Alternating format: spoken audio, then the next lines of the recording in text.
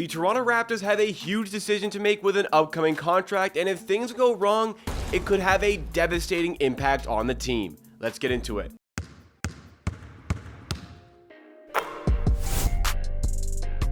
This is Amateur Hour Sports, the YouTube channel that is dedicated to Toronto Raptors content in videos, live streams, and shorts. So, if you like what you see from today's video, then make sure you are subscribed to the channel and helping me on my road to 16,000 subscribers, and drop a like as well to show your support to the channel and help this appear on some more YouTube recommended pages. When it comes to the players within your own organization, it's very rare that a player's value and the value increasing actually becomes a problem for your team.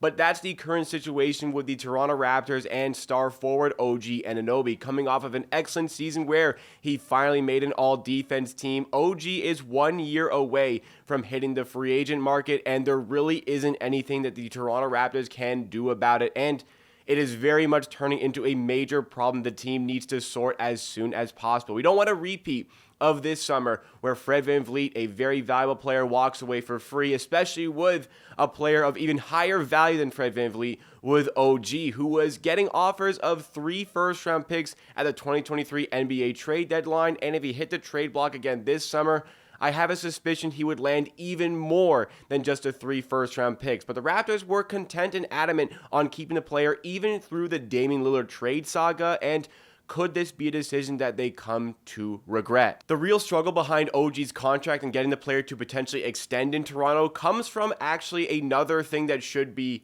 good for the team in OG's previous contract having been so valuable to the team and such an underpay for the player. A few years ago, the Raptors signed OG on a 4-year contract worth $72 million, $18 million a year for OG Anunoby, and we knew right away that that was going to be a steal of a contract down the line, but we didn't know the negative ramifications that it was actually going to cause the team, because OG is heading into the 3rd year of his contract. The 4th year of that contract is a player option, which we can widely agree is not going to be taken by OG. It's only worth $19 million.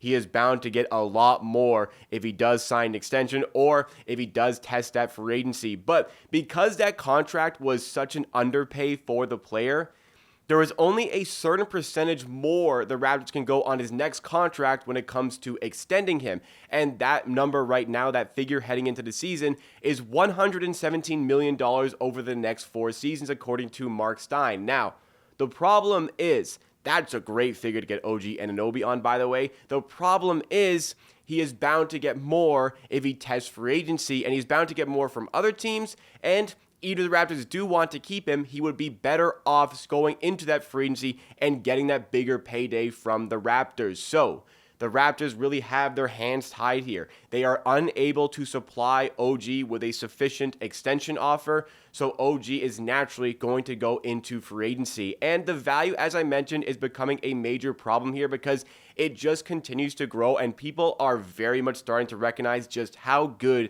and how important OG is. Gone are the days of really finding these like 3-headed superstar teams, big 3, and just put whatever around them. The real team aspect is starting to come back into the NBA. And I think further proof of that was the Denver Nuggets winning the NBA championship last season with really only one bona fide superstar on the team. Of course, Jamal Murray ascended to near superstar levels on the route to winning that championship, but players like Bruce Brown, players like especially Aaron Gordon, who are so versatile defensively, these players are significant, and there may not be a more versatile defender or a better on-ball perimeter defender than OG Anunoby in the NBA. That coupled with absolutely deadly knockdown shooting, and even going further, the amazing transition game that OG can play, he is one of the most coveted pieces in the league, especially for contenders who envision him as the final piece to their championship puzzle. In fact, OG's value is rising so astronomically that he's actually being thrown in superstar conversations with the likes of Joel Embiid, Donovan Mitchell, Zion Williamson, and others. Just listen to what New York sports reporter Ian Begley had to say about the New York Knicks situation and the potential star players that they could look to trade for in the summer and in the season. Whether it's Joel Embiid, OG Anunoby, Donovan Mitchell again, Karl Anthony Towns, Zion Williamson, or further down the road, Giannis Antetokounmpo, that one is not happening anymore. I assume the Knicks will seriously engage another team in trade talks for its star players. So the fact that OG's even being mentioned amongst these other players, only by, yes, one reporter in this specific circumstance, it does showcase that media is really picking up on the value of this player, and I'm assuming very much so that other teams around the NBA are as well, and they are counting down the days to when OG hits that free agency, and a number of teams will be saving up the cap space to try and make this deal happen. The Toronto Raptors may not be one of the teams able to do so. We are not going to be a team with a plethora of cap space heading into the 2024 offseason. The reality is the contract situations around Toronto have been pretty mismanaged here. Pascal Siakam is extension eligible right now, but he is set to hit free agency in 2024. And as we saw from Media Day with Masai Ujiri, no extension talks have even taken place as of yet with Siakam. And another key player hitting free agency in 2024 as of right now is Trent Jr. So two key free agents there the Raptors need to pay. I would wager that both of those are likely to sign an extension, but I would wager OG is unlikely to sign an extension because we saw with Fred VanVleet, the Raptors wanted to extend him. The Raptors wanted to sign him. They were willing to maybe even slightly overpay to get the player to return to the team, but Houston had deeper pockets and were willing to shell it out for the player, and the Raptors got priced completely out of the deal. We could very much see a repeat fate in this circumstance with OG Anunoby. So despite the fact that OG talked about at Media Day as well how happy he was in Toronto, saying he loves Toronto, he ultimately said that as far as contracts are concerned, I mean, this was a very diplomatic answer from OG. As far as contracts are concerned, he lets his agency handle that. He loves Toronto, but his agency has to handle the contract situations.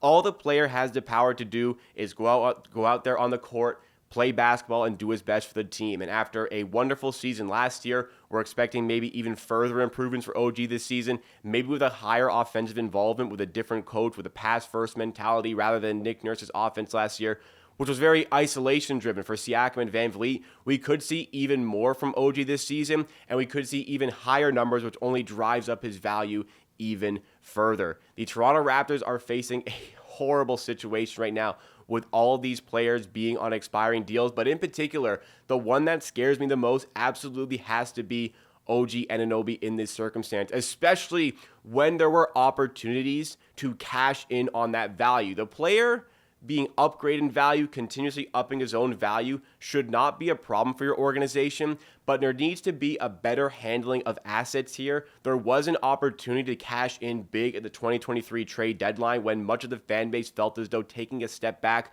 was the best course of action for the team. Masai Ujiri ultimately rejected those trades at the 2023 deadline, and I agree with it at the time. 3 first-round picks were offered, but we wanted 3 first-round picks and an additional player. That's where other teams had pushed back. They did not want to add in that initial player, especially in the middle of the season, but all signs pointed towards the Raptors being able to get a higher trade offer for OG in the summer. That has not really materialized because the Raptors just simply have not shopped OG in any way whatsoever, even when, once again, Damian Lillard was available, and it really seemed like the Trailblazers were waiting on OG Anunoby to get offered to make that trade. But regardless of this whole situation, yes, things can still get sorted out. Maybe by some miracle, the Raptors can get him to sign that $117 million extension. I sincerely doubt it. And once again, there still is the opportunity to trade the player in the middle of the season if things are not going right for the Raptors and you are very worried about that free agency. The problem there is the longer you wait, the closer you get to the expiration of this contract, the likelier that that offer that you're going to receive is going to be diminished and lower than what you could have gotten. And if we wait way too long and don't do anything, there is a very distinct possibility that OG Anunoby, one of the more valuable players in the National Basketball Association, walks away from the Raptors completely for free. So what do you make of this OG situation? How do you think it's going to go down? Give me your predictions in the comment section down below, because that's it for me for today. Drop a like if you did enjoy. Make sure you are subscribed to the channel for more content just like this on amateur sports. I'll see you again next time for another video.